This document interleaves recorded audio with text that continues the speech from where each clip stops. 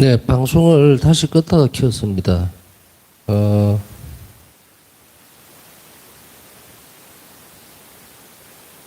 지금 아마도 제가 볼 때는, 어,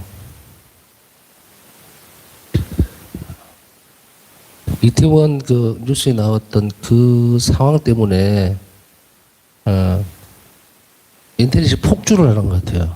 그래서 지금 잠깐 끊어졌는데, 다른 분들 전부 다 튕겨 나가 버렸네요. 일단 나중에 재방송을 보든 어쨌든 간에 저는 이제부터 오늘 강의를 하겠습니다. 어디까지 들으셨는지를 모르겠어요. 다시 처음부터 다시 해야 될 것 같은데 자비가 풍성하신 하느님 20페이지 제일 첫 줄부터 하게 되겠습니다.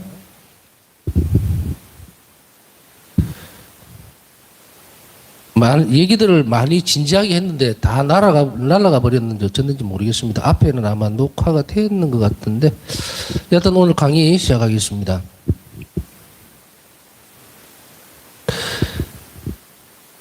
완전하신 하느님께서 왜 사람을 창조하셨는가의 문제죠. 사람을 창조하셨다는 이 말 안에는 이제 세상 창조에 대한 이야기도 같이 들어가 있습니다. 그렇다면 질문이 어떻게 될까요? 그렇다면 왜 하나님께서는 세상을 창조하셨는가? 하나님께서는 한없는 사랑과 자비로 세상을 만드셨어요. 하나님께서 왜 세상을 창조하셨는가라는 말을 조금 그거에 대한 결론을 앞에 조금 당겨온다면은 하나님 속성과 관련이 있죠. 하나님 속성과 관련이 있다는 말은 하나님은 사랑이십니다. 그리고 하나님은 자비이십니다. 이 말이죠. 사랑에서 우리를 닮은 사람을 만들자라고 했을 때에 사람의 창조 이전에 세상 창조를 먼저 하시죠. 그래서 이 창조라고 하는 것은 뭔가 계획을 세우고 사람들처럼 뭔가를 짜고 뭘 만들어서 그렇게 창조가 된 것이 아니라 하나님의 속성을 보면 알 수가 있어요. 이 완전한 사랑에서 발출된 거예요. 마치 태양이 있으면은 빛이 나듯이 자연스럽게 나온 거예요. 창조라는 것은. 그것은 넘치는 하나님의 사랑의 결과물이거든요. 그렇기 때문에 그러면은 왜 창조하셨을까? 사랑과 자비로 세상을 창조하셨다, 만드셨다고 얘기를 합니다. 우리는 그렇게 알고 있죠? 그러면 우리가 이것을 유추해서 하는 것이 아니라는 것을 전제로 하고서 우리가 봐야 됩니다. 우리는 우리가 어디서 나왔는지 몰라요. 먼 이전의 상태, 인류의 역사에서 보면은 이제 원시 시대로 올라가고 인간이 정말 거의 짐승같이 살 때죠. 짐승같이. 원시 시대는 뭐 거의 사람이나 짐승이나 비슷하게 살았을 것 같은데 물론 지능이 높으니까 사람이 좀 더 이제 더 조금은 동물들보다 낮게 살았겠죠. 분명한 사실은 확실히 낮게 살았겠죠. 그러나 사는 형편은 비슷했을 거라는 거죠. 동굴에서 살고 또 바닥에서 자고 그러나 지능이 있으니까 이제 점점 발전한 그까지는 일단 차치하고라도 가장 원초적인 부분에서부터 살펴보면은 사람이 스스로 내가 어디서 왔다라고 단정 지을 것이 아무것도 없어요. 그렇다면 오늘날 우리가 하나님께서 세상을 창조하셨다는 것과 나를 창조하셨다는 것은 어디에서 알 수가 있습니까? 그리스도교는 뭐라 그랬어요? 계시 종교라고 그랬죠. 결국은 뭐냐면 하나님께서 인간을 사랑으로, 당신 사랑으로 창조하셨다는 것을 사람에게 알려준 거죠. 알려주고 사람들은 여기에 이제 이게 서로가 만나게 됩니다. 어떤 게 만나게 됩니까? 증거가 있어야 되잖아요. 내가 지금 하느님께서 나를 창조하셨다는 사실을 지금 알았단 말이죠. 그런데 내가 받아들일 만한 근거가 있어야 된다죠. 말이죠. 하나님께서 계시하시면서 믿어라 그런 됐을 때 내가 받아들일 수 있는 어떤 조건들이 있어야 되는데 우리는 그 조건과 계시되어 있는 하나님께서 말씀하신 내용하고 딱 부합해서 맞아떨어지니까 그것을 우리는 신앙이라 그러는 거예요. 우리가 보면 전에도 말씀드린 기억이 나는데요. 예비자 교리를 하다 보면 참 신기한 걸 많이 느낍니다. 신앙의 신비예요. 하느님은 전혀 모르던 사람들이 이제 모아놓고 교리를 가르치면서 이제 종교는 이런 것이고요. 이렇게 되고요. 이렇게 쭉 설명을 해나가요. 우리가 자비가 풍성하신 하나님 책 이거 배우듯이 아주 기초적인 부분부터 생전에 뭐 하느님 이름도 불러보지도 못했던 사람들을 모아놓고 가르치죠. 근데 한 주가 지나고 두 주가 지나고 그리고 어느 순간이 딱 되면은 기도하는 것을 알 수가 있어요. 가르쳐 주면은 하느님은 어떻다, 뭐다. 우리 창조주이시고 우리 신앙의 대상이고 이걸 가르쳐 주면요. 받아들여요. 그것을 우리는 어떻게 이해를 할 수 있습니까? 그 부분을 우리는 신앙의 신비라는 그런 의미도 있고요. 제가 말씀드리고 싶은 것은 성경의 역사로도 이해를 할 수가 있죠. 성경께서 그렇게 해주시지 않으면 우리 안에 하느님에게서 창조된 그 모상, 우리 영혼이 있기 때문에 그 영혼이 아까 얘기했던 우리에게 바탕이 있어야 된다. 그렇죠? 바탕이 없는데 하느님께서 내가 너희를 창조했다 이렇게 했을 때는 우리 안에 존재하는 것이 없으면 받아들이지를 못해요. 물론 그것이 여러 경우를 통해서 살펴보면 인류의 역사에서 항상 신적인 존재, 초월적인 존재, 하늘에 계신 어떤 분 이렇게 해서 계속 제사를 지내거나 또 섬기거나 하는 모습을 볼 수가 있어요. 그거는 원시 시대부터 지금까지 그리고 이 지구상 어디를 가나 똑같은 형태들은 아니지만 유사한 형태의 이런 모습들이 동일하게 드러납니다. 그래서 우리는 우리 영혼 안에서 작용하시는 성경의 역사 때문에 이 부분들을 받아들일 수가 있게 됩니다. 이제 그것이 처음에는 반응이에요. 영혼이 하나님의 모상을 닮아서 창조됐기 때문에 이제 가르쳐 주면 그 영혼이 깹니다. 깨어나요. 그래서 그것을 받아들이기 시작하죠. 그러고 난 뒤에 이제 어느 정도 일정한 시간이 지나고 나서 세례를 주게 되면 성령께서 오셔서 확실하게 확정을 지어주는 거예요. 자, 이 부분을 중심으로 해서 이 것을 봐야 돼요. 그래서 하나님께서는 사랑과 자비로 세상을 만드셨고 우리는 그것을 알고 있는 거예요. 알고 있어요. 그리고 그것에 대해서 동의를 하면은 그리스도인이 되는 거고요. 그것을 알고 있다. 하나님에게서 창조됐다는 것을 알지는 못한다 하더라도 적어도 여러 갈래에서 보면은 부류가 어떻게 됩니까? 나는 하나님이 계신다. 나는 신적인 존재를 믿지 않는다로 갈라지겠죠. 또 믿는다고 하더라도 누구를 믿느냐에 따라서 또 달라집니다. 예주권에서 성모님께서 이런 말씀을 하신 적이 있어요. 유일한 그리스도교에 대해서 질문을 던졌을 때에 성모님께서는 이런 말씀을 하셨죠. 종교는 사람들이 만들었다. 다시 얘기하면 그리스도교 이외에는 이런 대답을 하신 것을 우리는 알고 있어요. 이 또한 우리가 이렇다라는 것보다 이것은 꼭 굳이 메주거리 성모님이 이렇게 말씀하셨다 안 하셨다를 떠나서 교회는 예수님께서 세우신 교회는 그리스도교 하나라는 것을 알고 있어요.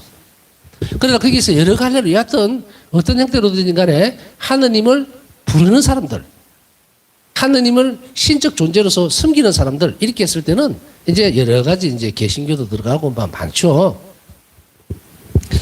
어쨌든 이런 부분에서 하늘에 계신 존재, 하느님이라고 불리우는 그 존재를 쭉 쫓아가는 사람들, 많은 부류의 사람들은 창조됐다는 것은 받아들입니다. 그래서 갈래가 이제 딱 갈라지죠. 종교적으로 보면 그냥 뭐 사람이 어디서 났는지도 모르고 그냥 어떤 이게 신적인 존재고 사람은 계속 이렇게 돼야 된다. 그런 여러 가지 종교들 그걸 딱 잘라놓고 나면 나머지에 어떤 형태로든지 간에 이쪽에 있는 것은 창조에 관련된 거예요. 그래서 하느님께서 사람을 창조하셨다라고 하는 큰 부류의 이제 종교적인 쉽게 이야기하면 흐름이 있고 그렇지 못한다는 종교적인 흐름이 있고 무신론자들이 있고 이래요. 그래서 하느님께서 창조하셨다는 것을 우리는 어떻게 알 수 있느냐라면 이제 그것은 근거로 삼는 것은 뭡니까? 세상 만물의 이치 그것을 보고 얘기를 하는데 하느님께서는 어쨌든 우리가 창조된 근본 원인은 당신 자신의 사랑과 자비라는 것을 얘기를 합니다. 그러면 이제 우리 본질에 대해서는 분명히 알게 되죠. 내가 왜 태어났는지, 어디서 왔는지. 이것은 적어도 오늘 분명하게 하고 넘어가야 된다는 얘기예요. 좀 더 살펴보면 세상을 창조하시면서 하나님께서는 당신의 완전함을, 지혜를, 전능하심을, 그리고 선하심을 드러내셨습니다. 게다가 당신의 영광과 행복을 피조물과 함께 나누고자 하셨습니다. 자, 이제 여기서 밑줄 쫙 그어야 되는 게 뭐예요? 당신의 영광과 행복을 피조물과 나누기를 바라셨다. 자, 창조의 목적이 나오죠. 그러면은 내가 창조된 것은 왜 창조됐을까? 나를 행복하게 하기 위해서요. 우리가 보면 또 이게 질문이 이제 들어올 수 있겠죠? 그러면 하느님은 나를 행복하기 위해서 창조를 하셨다는데 나는 왜 이렇게 불편한가? 나는 왜 이렇게 심지어는 불행한가? 왜 이렇게 힘든가? 이렇게 반문할 수가 있겠죠. 그러나 여기에서 보면은 이제 우리가 신앙적 영역으로 넘어갑니다. 우리의 본질이 뭡니까? 우리가 창조된 원천이 뭐예요? 하나님의 사랑과 자비에서 창조됐어요. 이거는 자연적으로 사랑이 넘쳐서 나온 거라겠죠? 존재가. 사랑에서 나왔으니 우리는 뭡니까? 사랑이에요. 우리 존재 본질 자체가. 그러면은 이 본질에 맞도록 살아줘야 돼요. 하나님은 당신이 인간이 행복하기를 바라셨고 삼위일체신 하나님께서 나누시는 그 완전한 사랑으로 우리를 옮겨가게 이렇게 창조가 된 거예요. 그런데 사람이 불행하다고 느끼는 것, 그것은 왜입니까? 우리가 사랑과 자비로 창조됐다는 본질 자체를 찾아가야 되는데 그렇게 살지 못하기 때문이에요. 그래서 불행한 거예요.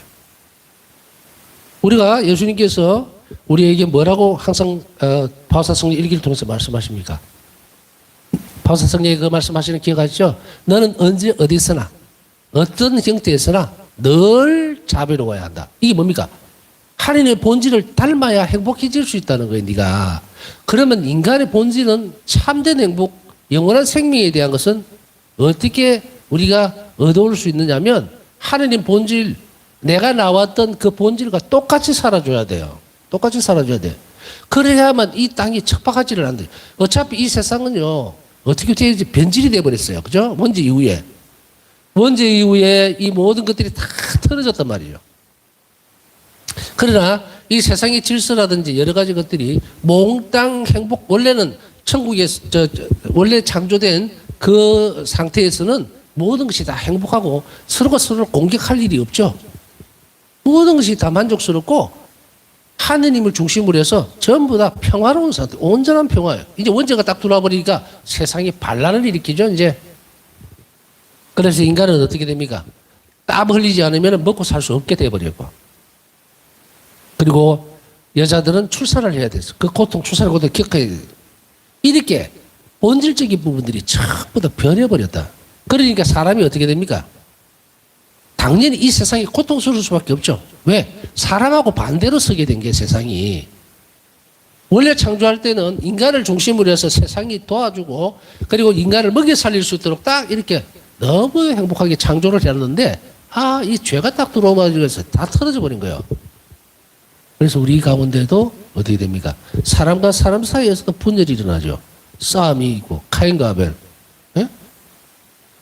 카인이 아벨을 죽이게 되고 살인이 난무하고 죽음이 들어와 버리고 그리고 땅은 이 전체적인 세상은 어떻습니까? 약육 강식의 세계로 동물 세계로 다 바꿔버렸죠.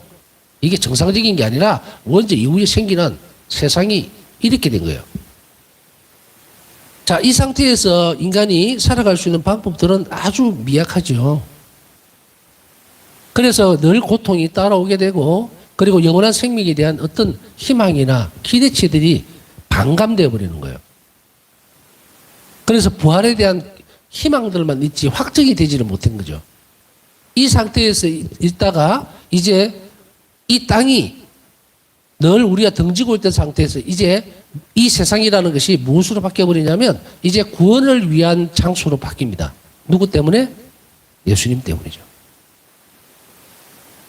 이제 하느님의 사랑에 완전한 자비로움으로 실제하게 된 예수 그리스도. 이 예수님이 이 땅에 오심으로 인해서 이 땅에서 딱 태어나심으로 인해서 이 세상 전체가 싹 다 바뀌어버립니다. 이제 이 세상은 인간에게 적대적인 상태로만 돌아서 있지를 않고 우리가 살아가는 삶에 따라서 이 세상에서부터 구원이 시작되도록 바뀌어버렸어요. 이제 어둠과 암흑 같은 이 땅이 늘 고통스럽게 인간을 밀어붙이던 이 땅이 다 전체가 예수 그리스도 때문에 다 바뀌어버렸다. 이게 하는 작이에요. 싹 다 바뀌어버렸어요. 그러면은 이제 변해져 있는 이 세상의 질서와 우리가 가지고 있는 태도와 삶의 방식들이 바꿔져야 되겠죠. 그래서 예수님은 우리에게 뭘 가르쳐 주느냐면 이 땅에서부터 하나님의 구원에 동참하기 위해서는 구원받기 위해서는 쉽게 얘기하면 또 영원한 생명을 얻기 위해서는 혹은 이 땅에서부터 행복해지기 위해서는 어떻게 살아라? 자비롭게 살아라. 이제 마랑하지 말고 네 고집대로 인간 중심적으로 내 중심적으로 살지 말고 창조된 본질대로 살아야 한다. 그랬을 때 하느님은 나를 돌봐주실 수 있고 원래 주려고 했던 그 행복으로 우리를 데리고 갈 수 있다 이 말이에요. 이 땅에서부터 시작해서 그게 뭡니까? 의탁하라는 것. 자, 요렇게 돼 가거든요. 그러니까 창조는 어떻게 되어졌는지를 봐야 내가 어디에 있는지를 알 거 아니에요. 내가 뭐 아프리카에서 살고 있는지 달나라에서 살고 있는지 또 내가 뭐 어떤 환경에서 이렇게 살아야 행복해질 수 있을까를 정리를 딱 해놓고 놔야지 그냥 믿어라 뭐 어떻게 하라면 우리는 충돌이 아주 심하게 일어나죠. 내 본질이 자비와 사랑 안에서 창조가 됐는데 그래서 제가 전에 뭐라고 말씀드렸습니까? 기차를 만들어 놨더니 본질적으로 이 철로 위를 달려야 되는데 이 기차가 뭐다? 자동차인 줄 알고 고속도로를 자꾸 나가려면 어떻게 돼요? 전복돼서 못 갑니다. 우리가 하나님의 자비로움 또 하나님의 선하심에 신뢰를 가지고 완전히 의탁하는 것 이것이 내가 행복해질 수 있는 유일한 통로입니다. 이렇게 창조가 됐어요. 본질이.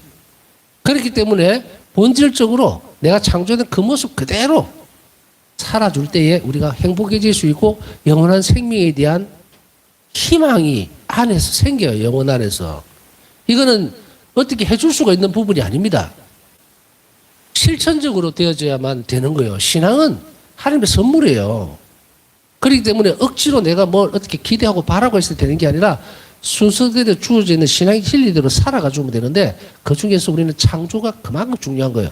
그래서 이제 방점을 하나 딱 집으면 바로 나는 행복해지기 위해서 탄생이 됐구나. 창조가 됐구나.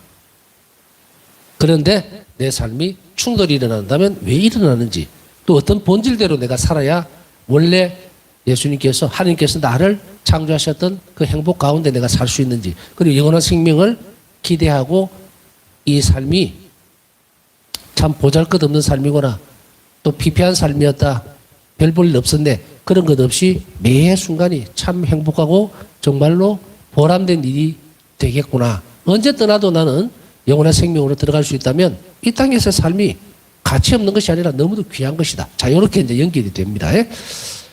성경의 여러 곳에서 하나님께서는 자비로 세상을 창조하셨다고 말합니다.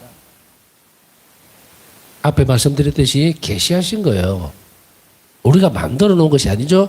그러면 하나님께서 우리를 자비로 일단 세상을 창조하셨다는 것을 분명하게 우리는 받아들여야 되겠죠.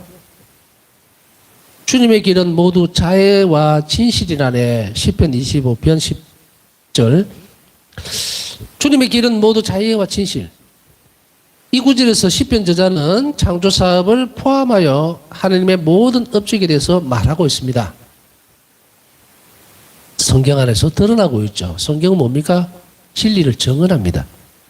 하나님의 계시를 우리에게 들려주죠. 시편 136편에서는 한층 더 나아가 하느님 자비 업적을 이야기하며 먼저 우주의 창조를 언급하고 있습니다. 창조 사업 자체가 하나님의 자비라는 것을 분명하게 우리에게 가르쳐 줍니다. 주님을 찬송하여라 좋으신 분이시다. 주님의 자애는 영원하시다. 땅을 물 위에 펼치신 분을 주님의 자애는 영원하시다. 커다란 빛들을 만드신 분을 주님의 자애는 영원하시다. 낮을 다스리라 해를 만드신 분을 주님의 자애는 영원하시다. 시편 136편 1절과 6절에서 8절. 주님의 자애는 영원하다. 사랑이죠. 네? 그 사랑을 우리에게 베풀으셨고 빛을 만드셨고 그리고 땅을 만들어 주셨고 이 모든 것이 주님의 자비에 의한 창조물이에요. 그렇다면 이 땅은 아까 앞에서 말씀드렸듯이 우리와 밀접하게 연결되어 있고 그리고 사람하고 등을 쥐고 있어서는 안 되죠. 변질이 됐다 그랬잖아요. 원죄 이후에. 그런데 이것을 변화시킬 수 있는 힘을 하나님께서는 그리스도를 통해서 우리에게 주신 거예요. 그래서 우리는 이 땅을 변화시키면서 같이 더불어 살 수 있도록 만들 수 있는 유일한 것이 뭐냐면 하나님의 자비 손길이 닿을 때 다 바뀌는 거예요. 이렇게 살아줘야 나도 행복하고 니도 행복하고 이렇게 된 거예요. 성경의 많은 구절에 하나님의 창조 사업과 그 창조물을 돌보시는 것에 대한 기쁨이 나타나 있습니다. 하나님의 기쁨, 그것은 뭡니까?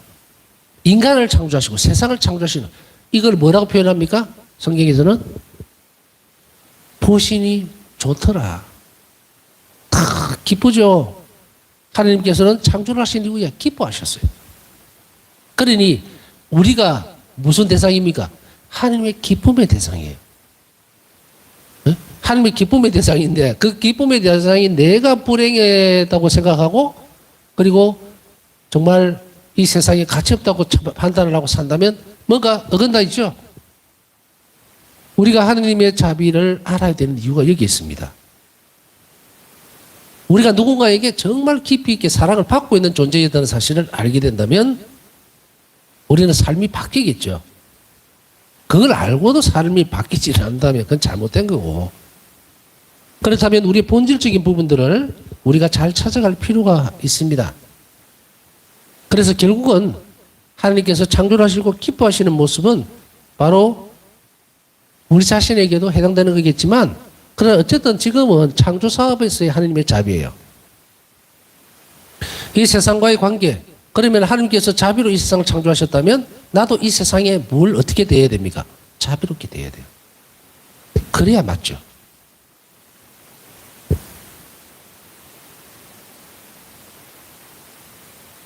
자비로우신 하나님께서는 당신의 창조물에 끊임없이 관심을 가지시며 이들이 그 존재의 목적을 이룰 수 있기를 원하신다.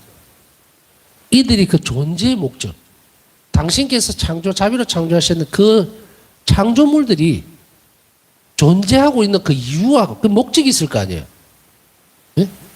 꽃을 창조하셨을 때는 꽃이 원래 갖고 있는 본질적인 그런 목적이 있을 때 그 목적대로 살아갈 수 있도록 돌봐주시는 거예요. 눈으로 볼 수 있는 세상의 모든 것은 하나님의 자비로 보호를 받습니다. 그리고 존재하는 모든 것은 지혜로우신 하나님을 선포합니다. 새, 꽃, 흐르는 물까지, 돌 하나, 전부 이것은 그 존재 목적이 뭡니까? 하느님을 찬양하기 위해서요. 하느님이 계시다는 것을 드러냅니다. 우리는 꽃을 보면서도 본질적으로 물어보죠. 이 꽃이 어디서 왔을까? 그러면서 그리스도인들에게 있어서는 그 꽃이 하나님의 창조물이라는 것을 알죠. 그리고 아름답게 피어진 그것이 그 아름다움이 바로 하느님을 상기시키는 거예요. 우리에게. 그리고 그 하느님의 본질 안에서 있는 속성을 드러내죠. 아름다운 거 이거 꽃이죠. 그것을 뭘 합니까? 이 세상 만물은 하느님의 속성을 반사하고 있습니다. 그래서 우리가 눈을 돌릴 때마다 세상 어느 곳 하나 하나님 손길이 안 닿아 있는 곳이 없어요. 그것을 어떻게 신앙의 눈으로, 믿음의 눈으로 바라보느냐에 따라서 세상과 나와의 관계가, 연결고리가 하느님이냐 아니냐로 갈라집니다. 그래서 우리가 창조된 창조물들이 본래의 목적대로 살아갈 수 있도록 하나님께서 자비로 돌보시는데 우리가 그것을 뒤집어 놓으면 어떻게 돼요? 우리가 이제 그런 말씀들 많이 들으셨죠. 자연 환경을 보존해야 되고 또 창조 질서를 보존하자는 그 말. 본질적으로 창조된 모든 것들은 하느님을 찬양하고 찬미하고 그분을 드러내게 되어 있습니다. 그 왜 그럴까요? 인간이 하느님을 어디서든 찾아볼 수 있도록 느낄 수 있도록 하기 위한 거예요. 그래서 누구도 이 세상을 보면서 하나님이 없다라고 거부하지 못하도록. 물론 죄로 인해서 눈이 가리워지면 하나님을 거부하고 떠나는 것도 있겠지만 그러나 창조의 이 모습들은 바로 그 모습이에요. 그래서 우리가 점진적으로 이제 보면은 우리 신앙적 깊이가 더 깊어지게 되면 이 피조물 가운데서 창조물 가운데서도 하나님의 아름다움과 그분의 영원성을 발견할 수가 있어요. 돌보시면 자유로운 손길을. 그래서 우리는 가끔씩 보면은 그냥 누가 나에게 빵이라도 하나 주고 배가 불러야 아 내가 자비를 입었다고 생각하는 것이 훨씬 빠를 수도 있어요. 그러나 그것이 끝은 아니죠. 아주 작은 한 부분입니다. 이제 우리는 신앙으로 눈이 넓어지고 하나님의 본질에 우리가 자비로운 마음들 그리고 그것으로서 자비를 실천하려고 하는 그 자비로운 태도가 형성이 되면 이제 세상 만물 아주 미소한 것에게까지도 우리는 하나님의 자비를 느낄 수 있다는 이야기입니다. 당신께서는 존재하는 모든 것을 사랑하시며 당신께서 만드신 것을 하나도 혐오하지 않으십니다.